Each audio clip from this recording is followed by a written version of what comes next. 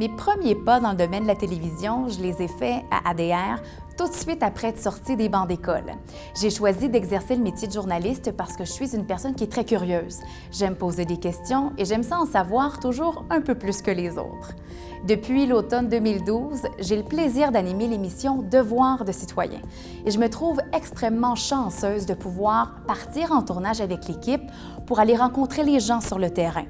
Je fais de très belles rencontres et à chaque fois, je tente d'en tirer le maximum pour pouvoir retransmettre l'information, mais aussi l'émotion.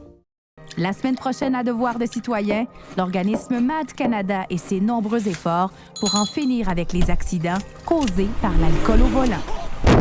On parle encore de 200 décès par année, juste au Québec. Et les parents de 2 victimes nous livrent des témoignages bouleversants. On a appris le lendemain du décès de Simon que c'était par un récidiviste. C'est une colère qui ne se mesure pas.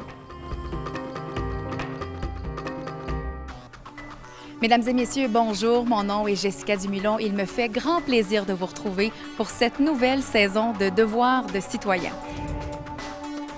Bon mardi, chers téléspectateurs. Bon matin, Andréane Lavigne. Bon matin, Jessica. Ça va bien? Dumulon, très bien, merci. Oui, encore une fois, aujourd'hui, on a une émission bien remplie. Et Jessica, il y a un fourgon cellulaire qui a fait une sortie de route et c'est assez particulier finalement, puisqu'il y a des gens qui ont été blessés. Exactement. En fait, c'est un fourgon cellulaire qui transportait 3 détenus qui s'est retrouvé dans un fossé. Ça se passe sur le rang nord à Sainte-Victoire de Sorel.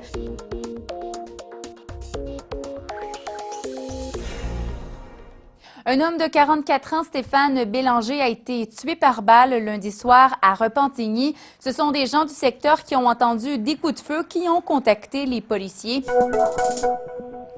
Bonjour, Jessica. Bonjour, Yannick. Alors donc, Jessica, parlez-moi d'abord des chefs d'accusation.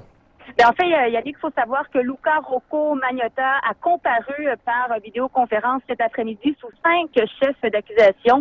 Les plus importants sont ceux de meurtre prémédité et outrage au cadavre. Ma collègue Jessica Dumulon est avec moi en studio pour en parler. Lorsque le frère de la victime a voulu alerter le secours, il s'est rendu compte que le fil du téléphone avait été coupé. Anniversaire qu'on doit rappeler et qui nous rappelle aussi qu'on n'a toujours pas vraiment d'avancée dans ce dossier-là depuis les dernières années. Exactement, Benoît, mais la famille a toujours espoir de retrouver Cédrica Provencher malgré les 6 années qui ont passé. Ouais. On va revenir sur les circonstances entourant sa disparition. Au nom de toute l'équipe, merci beaucoup d'avoir été des nôtres. On se donne rendez-vous lundi prochain à compter de 19h pour une autre émission de Devoir de citoyen. Passez une bonne semaine.